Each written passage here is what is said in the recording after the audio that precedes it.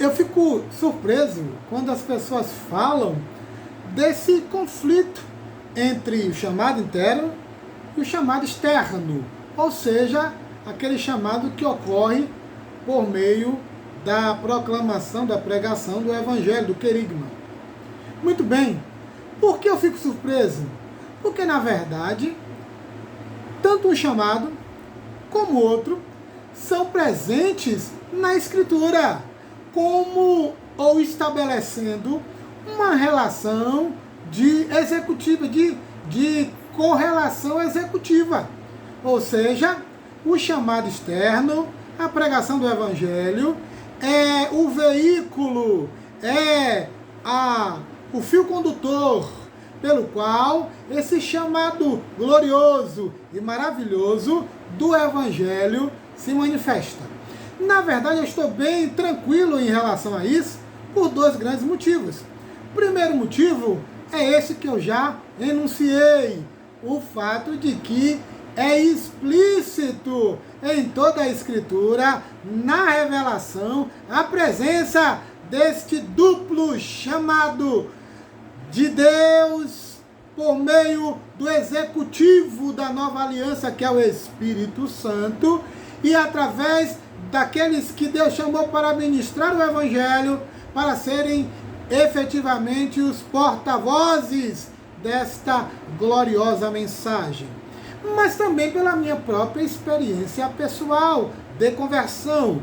A minha conversão se deu lá por volta dos meus 20 anos, na cidade de Salvador, especificamente na praia de Itapuã, na Lagoa do Abaeté.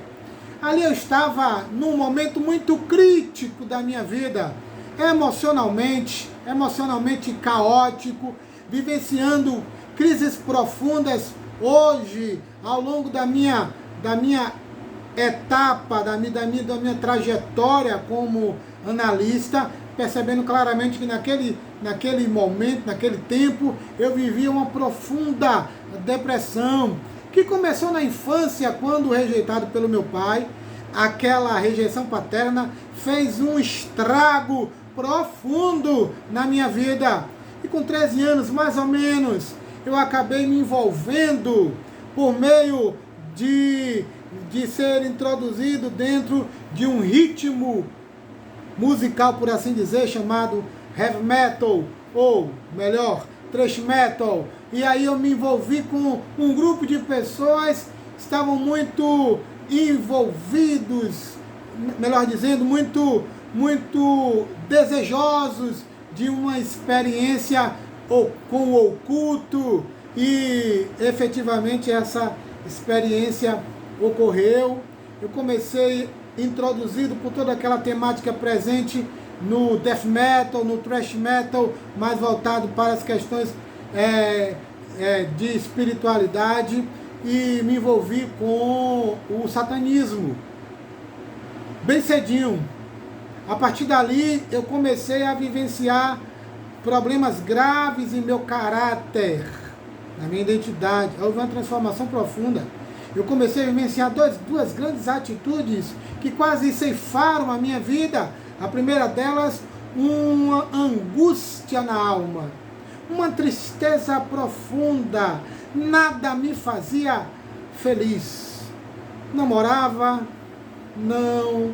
Comecei a me envolver com artes marciais, com o objetivo de me proteger.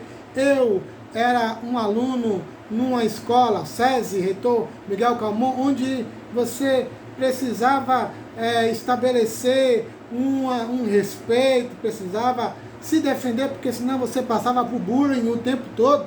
Lembre-se, eu negro, pobre, então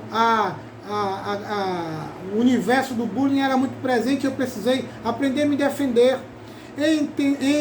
Tentando aprender a me defender, vivenciando todo tipo de artes marciais, mas especificamente boxe, no futuro um pouco de jiu-jitsu, e eu comecei a me envolver com briga de rua, e efetivamente comecei a construir um caráter extremamente beligerante, e propenso efetivamente à violência. Com isso em mente, me envolvi com a marginalidade, a criminalidade, e isso foi ganhando volume até os meus 20 anos, neste local, onde nós estávamos com um grupo e estávamos ali decidindo algumas coisas que aconteceriam e que definiriam negativamente, extremamente negativamente a minha vida. E naquele dia, um senhor,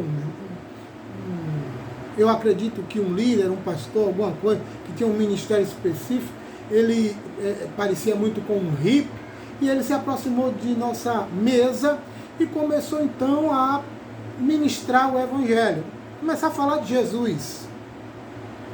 Um dos nossos amigos, o Rodrigo, joga cerveja nesse senhor.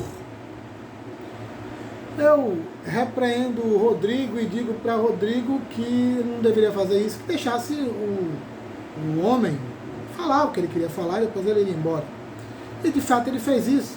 Ele apresentou Jesus, a graça de Deus, a presença fascinante e gloriosa de Cristo Salvador. E como nós necessitamos dele para fazer uma grande mudança dentro de nós. Entenda isso. Ele foi embora. Continuamos ali no que estávamos fazendo. Só que pela manhã, isso no domingo, eu acordei com o que eu chamo de ressaca moral. Eu acordei com aquela mensagem concentrada em minha mente, mas não apenas em minha mente, note isso, mas também em meu coração. Era a revolução da graça, era o poder do Evangelho, fazendo uma mudança profunda dentro de mim. Isso estava tão intenso, aquela verdade poderosa de que o Senhor Jesus me daria paz, e me daria alegria, e estaria comigo até o último dia da minha vida, seria o meu Pai, o meu Pai Celeste. Aquilo era tão profundo, aquilo fazia um chamado, que agora eu sei que era um chamado divino, feito pelo Espírito, dentro da minha alma, na casa mater da minha alma, lá onde Deus faz as mudanças. E ali eu comecei a vivenciar essa experiência, e foi tão intensa que eu disse, eu vou para casa. Eu ficaria, mas eu fui para casa. Quando eu retornei, eu entrei em casa e fui para o quarto. Quartinho pequeno, perto era o banheiro e o quarto bem pequeno. Até hoje é desse jeito, hoje não é mais um quarto, mas a arquitetura é a mesma, na minha casa, na Fazenda Grande do Retiro. E então ali eu tive essa experiência primeira com Cristo. E eu falei para ele, eu lembro que eu disse assim, Jesus, se o que aquele homem falou é real, é verdadeiro, eu me entrego a Ti. E eu vou viver contigo até o final da minha vida. E vou proclamar essa mensagem com a minha alma e meu coração. Ali o Senhor me dá a experiência salvadora da minha vida. Quando eu fui depois para a igreja, nesse mesmo dia, à tarde, eu procurei um jovem chamado Benito e eu pedi, como é que é esse negócio de igreja e tal? E em resumo, eu fui para a igreja e aí me envolvi com todos esse cenário que hoje a igreja evangélica caracteriza como ser salvo, ser um cristão. Mas aquilo ali tudo foi apenas um ritual proforme, porque na verdade a minha experiência com Jesus de salvação e redenção já havia acontecido e fora dos muros da igreja, porque o chamado de Jesus, ele é extra igreja visível. Além disso, é uma realidade que acontece à medida que você ouve o Evangelho de Jesus, o Evangelho da graça. A partir dali, eu comecei essa caminhada com Cristo, que estou até agora. Note bem, será que eu, ao longo desse tempo, dentro da igreja institucional e visível, tive motivos para me afastar de Jesus? Inúmeros, sem conta. Mas sabe quando eu pensei nisso? Nunca, jamais. Eu jamais deixei de andar com Jesus. Escute isso.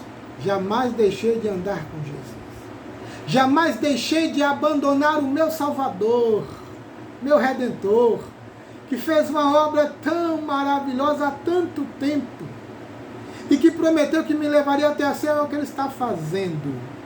Então eu vejo claramente o chamado externo, mas vejo muito mais claramente ainda o chamado interno, esse que fez diferença em minha vida, porque fez as revoluções necessárias e profundas dentro da minha alma, dentro das minhas emoções, que mudou a minha leitura da realidade, que alterou os meus sentimentos em relação a Cristo, me fez conhecer o precioso, porque Jesus é o precioso, me fez conhecer o meu Salvador pessoalmente e saber que Ele é real, porque Jesus é real, e me fez enxergar que há um trono onde o Deus triuno vive e Ele guia os seus eleitos. Então, para mim, essas são verdades coexistentes e presentes na Escritura, na revelação, e que não devem ser mexidas, que não devem ser divorciadas. E então, efetivamente, essa distinção e esse problema é fruto de uma má compreensão real do que de fato é o chamado de Deus. Mas a minha conversão deixa isso muito claro. Eu queria compartilhá-la, um pouquinho dela, que é muito. E eu deixei muita coisa de lado porque poderia envolver muitas pessoas e tal. Então não é necessário. E o foco não é minha conversão, mas o chamado de Deus que mudou a minha vida. E é por isso que eu estou falando e conversando com vocês nesse instante. Shalom.